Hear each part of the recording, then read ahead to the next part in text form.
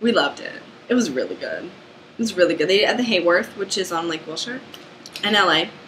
It was a Spring Awakening in concert. It was to benefit the Love is Louder movement, which is about safe relationships and no bullying, no abuse in relationships. It's kind of a coverall charity that's helping teach teenagers how to feel comfortable with themselves and sex and relationships and not be ashamed of it. Perfect charity. Yeah, it was perfect for Spring Awakening. It was cool. There was like posters you could write on Love is Louder then, and people would go like, then bullies, then, my parents, then, it was great. It was put on by Glory Struck Productions, which a good friend of ours, Topher Reese and Jamie Barnard, put on this production of Spring Awakening. We had seen Topher's Glory Days, which was one of the first videos we made that we were just absolutely in love with. So, of course, we were eager to see Spring Awakening. We were pretty terrified going into it because we were afraid we weren't going to like it. We were so pumped. And on my way there, I was thinking, like, if this is shit, I don't know what I'm going to say. I don't know what I'm going to do with myself if this is terrible. Anyway, it wasn't. They nailed it. It was perfect. We were sitting here and trying to think of some complaints we have, and we don't have any complaints. So I guess let's just go one by one, and we'll just go through all the awesome things real fast. Okay. I don't want to give everything away because I want them to see it. Okay. So something that's really important about this show is that they cast for people's singing abilities and not for their acting abilities, which I think is really important because the score of this is so incredible and so beautiful, and you need a certain kind of voice to be able to do this. Not everyone can learn how to sing Spring Awakening songs. It's something that you need to already have. And I'm not sure why it feels like it's happened over the past couple of productions, even Broadway and tours. I just don't feel like, I feel like acting has become really important, but we just had some beautiful, beautiful voices in this. And I guess along with that, Nathan, who played Hanchin, we just really loved, kind of the freedom that they gave the actors vocally to do kind of what they wanted to do. And with Nathan, he just did these riffs that were fucking incredible. On a lot of his solo lines or lines even that he had with the ensemble, he would decide to go up the octave rather than stay down. And it really brought your attention to certain parts of the songs that maybe you haven't heard before.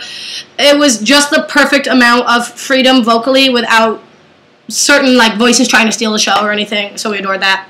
And that went for a lot of the actors. I think they had a lot of freedom with what they wanted to do, and it worked so perfectly. Just while we're talking about that, freedom in line delivery was great too. Line delivery was great. There was a couple lines where I just the way they said it, I had never heard it said. I was oh, that's what the line is supposed to mean. Yeah, I was oh my god. How many times have I heard that? I've seen the show over 10 times, and I just got how that line was supposed to be delivered. Yeah. Why did it take so long for someone to deliver it correctly? I don't know.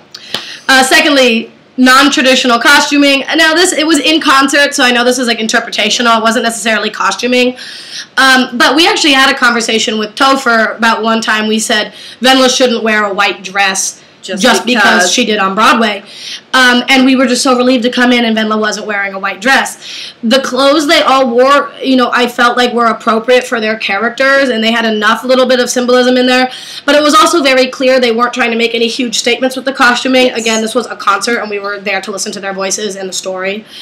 So that was thoroughly appreciated. Yes.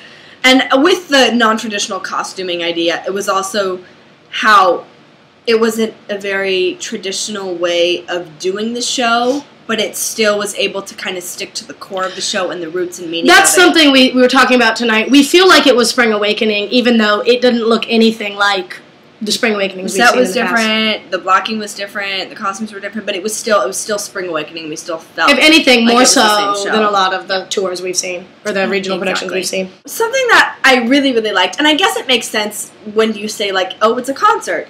They had an opening act, which was awesome. It was really cool to just come into a theater and have already someone playing piano, and I was this is awesome. He was super talented too. Yeah, he was great. When Bitch of Living started, Bitch of Living is one of the kind of tells with Spring Awakening. When you see a production of Spring Awakening, you can watch Bitch of Living and know, okay, this is going to be the Broadway version, or this is going to be a bad version of the Broadway version. And I literally was beaming stupid. I'm sure smiles. The cast saw us. I was just beaming, and then Lauren looked at me. My girlfriend looked at me in the middle of it, and we mouthed at each other. Holy shit! It was spectacular. It was the incredible. choreography was great. The singing was great. The blocking changes. Moritz sang his first couple lines to the Frozen school teacher, which was a magnificent blocking choice and character choice. No, it was just perfect. I don't know. I'm going to see the show again. I can't even formulate some of the things I loved because most of the time I was just like, this is amazing the whole time. So another thing that we said that we didn't mention in this, videos when we long. see Spring Awakening, we always just kind of like sit there and like we know what happens. Like we're like we know what's gonna happen, so like we're not too. We're like quietly reciting the lines in case they mess up. Always.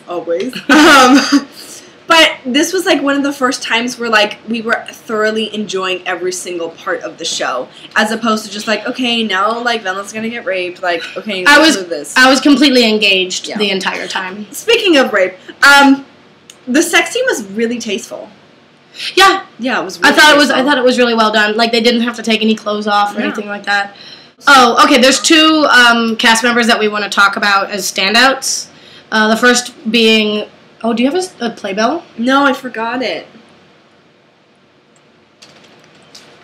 Okay, evil. Oh, we liked the evil adults. Adults. Their laughter was fabulous. It was great. I laughed. I was the one snorting. I have no shame. Hang on. You passed it. Okay, no, I didn't. I'm looking for Jonah.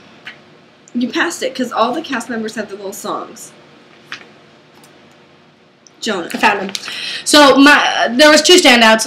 One of the first ones I want to mention is Jonah Platt, who played Melchior. We saw him as Will in Glory Days. I can already tell he's going to be an actor I want to follow and keep, my eye on. Because when we saw Glory Days, we were talking literally in the car on the way home, and we're like, the guy who plays Will, that must be his personality in real life. He just, like, seemed like such a Will. Yeah. He just was Will. That was it. It was like, oh, okay, that guy's name is probably Will. You find out his name's Jonah, and you're like, oh, I thought his name was Will. And then we see him as Melchior, and my first thought process is, wow, he's probably Melchior in real life. Like, he so sells it with every single character. I don't even look at him and go, wow, that's acting. I just look at him and go, wow, that's it. That's the character. That's him. That's like finally I met Melchior after all these years. I finally got to meet him. So that was just absolutely remarkable. He had some like huge changes. Little things from like his mom walking in and hiding the cigarettes was great. Oh, I love that. I forgot to say that too. And a lot of the lines he turns into jokes. Like, I feel like a lot of the Melchiors, like, they say it, like, sarcastically or deadpan, but he would use the, like, joke voice with Moritz. I actually felt like they were childhood friends for once. He was just spectacular. I was super excited. That was really good. I forgot. I mean, that goes along with the beautiful line delivery they all did. The other was, Ilsa. What's her name? Caitlin Ari. We were, when she first, because she was on for, like, the first half, and we were, like, really iffy about her. We were like, I don't know. But in her defense, we're always iffy about Ilsa. Yeah, always. I don't think I've ever met an Ilsa I've really liked. Yeah. No, I can't pick, no. Like, Emma Hutton was the closest to me liking an Ilsa. You didn't like Steffi D. I kind of like Steffi D. But anyway, the point is, when she came on for the second act and did that monologue, we were like, our mind was blown. She was great. I finally understood the character of Ilsa. I finally understood her as somebody who had gone through a lot of like abuse and struggle, and why that turned her into what she was. Because a lot of times I felt like she was a very shallow and surface character. And this time I understood, like, she read her lines, and I was like, oh, I went to high school with that girl. I know that girl. I recognize that girl. That's a human being that I can place in my own life.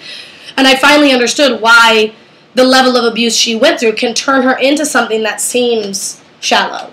And then I saw much more like the despair and the hurt when Moritz rejected her, and I was by the way, I loved how she was trying to seduce Moritz. That was so great. Mm-hmm. I love that they did that. Okay, moving on. What did Lauren say? Finally, a Don't Do Sadness monologue where they faced each other. Yes! We were so, like, how many times have you seen Spring Awakening and they're on opposite sides of the stage staring out to the audience? It's like, okay, we get it. Hi, Moritz. Say hi. Hey. No, sorry. You can't look at me. Hi. You frightened me. You scared me. You frightened me. So that was absolutely wonderful. We just thought the show in general was perfectly cast. It was, spectacular. And another thing that stood out to us was the microphones. On Broadway and for the most part in basically every other production you see, they only take out their microphones during their like internal monologues. And for this, they always had their microphones which I liked because it was in was a concert. concert. But I thought it was really interesting too because they would have to act holding a microphone and they'd have to move the microphone to perform certain blocking. I loved how Melchior had his guitar during Word of Your Body. Can we talk about how great Moritz's suicide scene was? Oh, it was great. Oh, it was so incredible. He did like this hesitation. Oh God, it was. He put the gun up and then put it down and then put it back up. It killed us. And then he dropped the microphone. It was great. Oh, yeah, it was so great. It was great. Anyway, we can't say everything because we're going to give it away. But I'm going to see the show again. And you should see the show if you haven't seen it already. Please do. Keep in mind that the ticket, price of the ticket goes towards Love is Louder, which is a great charity. We'll put all the information down here about the show, tickets, and Love is Louder. And if you see the show, we'd love to hear your thoughts on it. Yes. Also, all their music is available on iTunes, and they have a YouTube page, so we will link those as well, so you can get a little sneak preview of the music, which is really good. What they did with the music is incredible. And keep your eye on Glory Struck, because they're clearly going to do big things. When we found out, we just recently found out that they had put on a production of Bear. Oh, we're heartbroken. Oh, God. Oh, God. Oh. Breaks. Yeah. I'm so upset. Go see it. Bye. Bye.